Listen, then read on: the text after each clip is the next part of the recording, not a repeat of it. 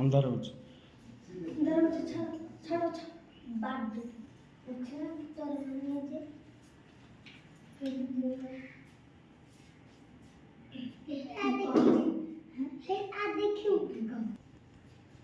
এপড় অଛନ୍ତି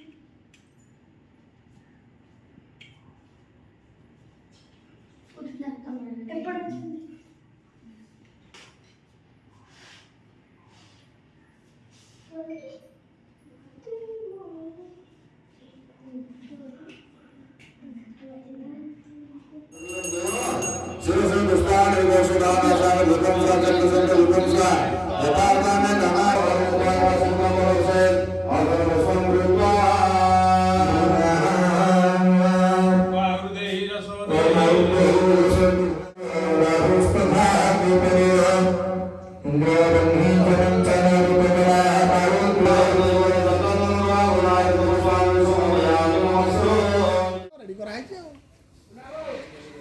जोड़े टीपक दिली भाई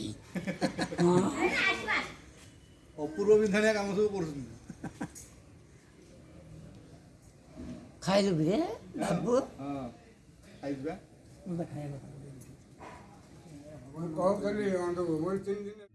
जय जगन्नाथ जय जगन्नाथ जय जगन्नाथ जय जगन्नाथ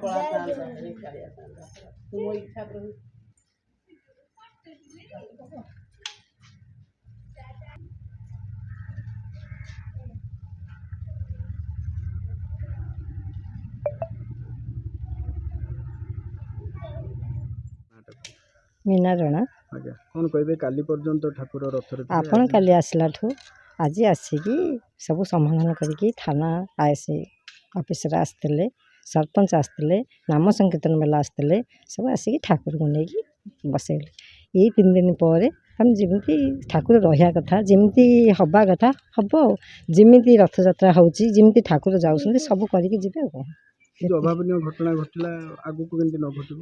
ଆଗକୁ ଘଟିବନି ଯେମିତି ସେମିତି କରିବେ ଆଉ। ମୋ ନାଁ ହେଉଛି ଜୟ ବେହେରା।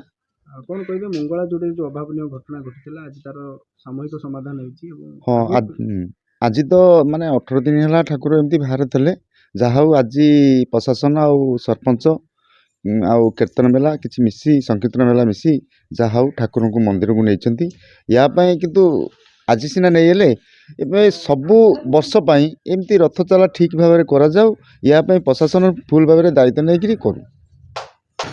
ନା ଏ ଖବର ପ୍ରସାରଣ ହେଲେ ଏବେ ଭଲ ଅଛି କାହିଁକିନା ଠାକୁରଙ୍କ ବାହାରେ ଯେଉଁ ଥିଲେ ଭିତରକୁ ଆସିଲେ ଆମେ ଗ୍ରାମବାସୀ ବହୁତ ବି ଖୁସି ଅଛନ୍ତି। ଏ ପାଇଁ ପ୍ରଦୀପ କୁମାର ଜେନା ମଙ୍ଗଳାଯୋଡ଼ି। କ'ଣ କହିବେ କାଲି ଦୃଶ୍ୟ ଆଜି ଦୃଶ୍ୟରେ ଆକାଶ ପାତାଳ ଫରକ। ଆଜି ମହାପ୍ରଭୁ ବିଜେ କରିଛନ୍ତି। ଆପଣମାନେ ମିଡ଼ିଆ ବାଲା ସମସ୍ତେ ଆପଣମାନେ ଆସିଥିଲେ। ଆପଣମାନେ ବିଭିନ୍ନ ଲୋକଙ୍କଠୁ ବିଭିନ୍ନ ପ୍ରକାର ବାଇଟ୍ ନେଇଥିଲେ। ଦୀର୍ଘ ଆଜକୁ 19 ଦିନ ହେଲା ଯେଉଁ ଦୁର୍ଦିନ ଅବସ୍ଥାରେ ଠାକୁର ଏ ବାହାରେ ଖରା ତରା ବର୍ଷା ଶୀତ କାକର ହୋଇ ପଡ଼ିଥିଲେ ଏ ଲୋକମାନଙ୍କ ଭିତରେ ସାଧାରଣ ଚିନ୍ତାଧାରା ଆସୁନଥିଲା। ଲୋକମାନଙ୍କୁ ପ୍ରବର୍ତ୍ତାଇବା ପାଇଁ ବହୁତ ଆଜିକି 16 ଦିନ ହେଲା ବହୁତ ଆପ୍ରୋଚ୍ କରିଛୁ। ଏଥିରେ ମୁଖ୍ୟାଂଶ ଆଜି ଯେତେବେଳେ ଠାକୁର ବିରାଜମାନ କଲେ ମନ୍ଦିର ଭିତରକୁ ଏଥିରେ ମୁଖ୍ୟାଂଶ ହେଲା ଆପଣମାନେ ଆଉ ଜଣେ ଆଇଆଇସି ଜଣେ ଆସିଛନ୍ତି ଟାଙ୍ଗୀ ତାଙ୍କ ତତ୍ତ୍ୱାବଧାନ ଆଉ ମାନେ ତାଙ୍କର ବହୁତ ଚେଷ୍ଟା ଲାଗି ଆପଣମାନଙ୍କ ଚେଷ୍ଟା ଲାଗି ଆଜି ଠାକୁର ବିରାଜମାନ କଲେ। ଭଗବାନ ଆପଣମାନଙ୍କୁ ଆଉ ସେ ଯେଉଁ ଟାଙ୍ଗୀ ଥାନାର ଆଇଆଇସି ତାଙ୍କୁ ସଦାସର୍ବଦା ଭଲରେ ରଖନ୍ତୁ। କେତେ ଖୁସି ଆପଣ ବହୁତ ଖୁସି। ଆମେ ଖାଲି ଖୁସି ନୁହଁ ଆମ ଗାଁ ବି ବହୁତ ଖୁସି ଆଜି। ଛବି ବେହେରା। କ'ଣ କହିବେ ଆଜି ଠାକୁରକୁ ମନ୍ଦିର ଠାକୁର ଯେହେତୁ 19 ଦିନ ହେଲା ମନ୍ଦିରରେ ରଥରେ ଥିଲେ ଆମେ ବହୁତ ଦୁଃଖରେ ବି ଥିଲୁ। ଠାକୁର ଆଜି ଯେତେବେଳେ ନୀଳାଦ୍ରି ବିଜୟ କଲେ ଆମେ ବହୁତ ଖୁସି। କିନ୍ତୁ ମିଡ଼ିଆ ସାହାଯ୍ୟରେ ଗ୍ରାମବାସୀ ସମସ୍ତେ ମିଶିକିରି ଠାକୁରକୁ ମନ୍ଦିରକୁ ନେଲୁ। ଆମେ ବହୁତ ଖୁସି ଅଛୁ ବହୁତ ଖୁସି। ଜୟ ଜଗନ୍ନାଥ।